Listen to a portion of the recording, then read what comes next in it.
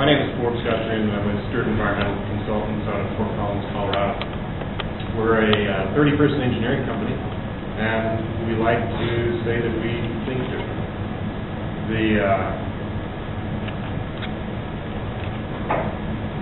if we can operate the computer.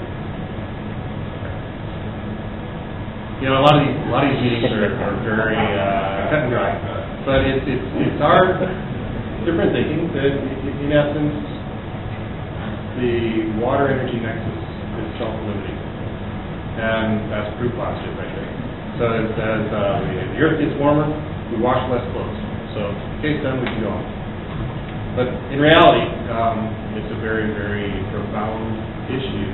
Is the water energy nexus is big, and as a company, about 2 years ago, we re-strategized around this problem, and it actually came out of me coming down here to you as an engineering company and coming down to a pre-bid proposal and seeing 30 other engineering companies going after the same job. I said, okay, let's think differently, and let's put our core strategies together and our core competencies. At our company, we do two things very well. We do process design engineering for energy and water. So I said, okay, let's think outside the box and let's commercialize strategic intellectual property and drive business back into our company. So that's what we've done. 2 years ago, we turned the ship, and now we're actually we're sailing full steam ahead with clean diesel. So what we do is we do strategic engineering, innovative and in water, renewable energy, the environment. And the commercialization business unit is that enabling factor that drives business back to our company. In environmental services, we support these initiatives that we have. So the compliance and permitting is a very big component of everything we do, from renewable energy to water.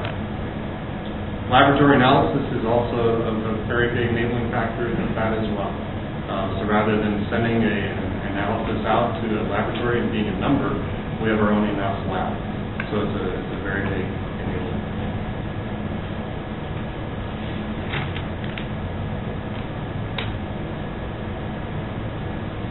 So here's some of the things we do. In essence, I'm not going to go through all of them, but within the red arrows, some of the things that are very relevant to what we're doing today.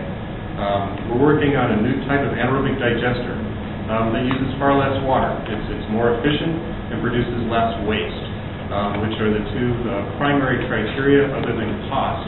And this system, we've proven out, at least at the bench scale level, costs half as much as a traditional anaerobic digester, which lets the pro forma be much more palatable to investors.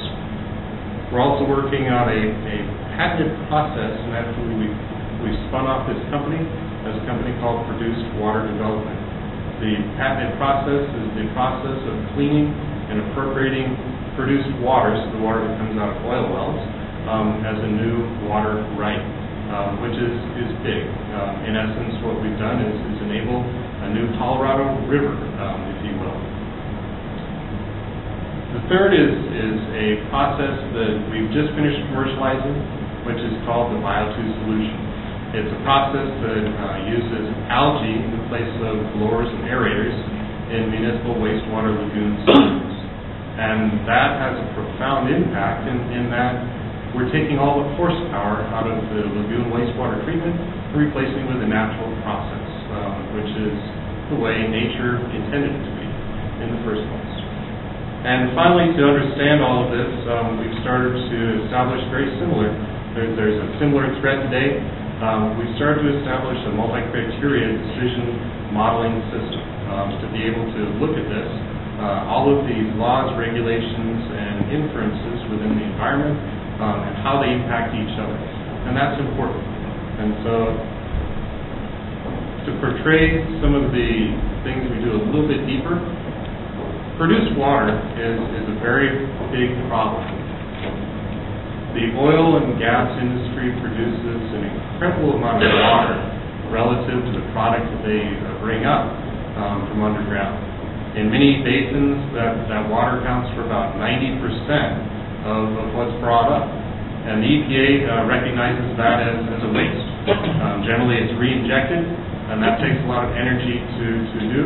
And in many cases, the uptake of the aquifer isn't as quick as they're bringing up water, so they have to shut down their oil field and wait for it to re-equilibrate. So there's another way to think about this, if you will. It's the Google method of let's think differently. And what we did was we said, okay, there's two tracks to this.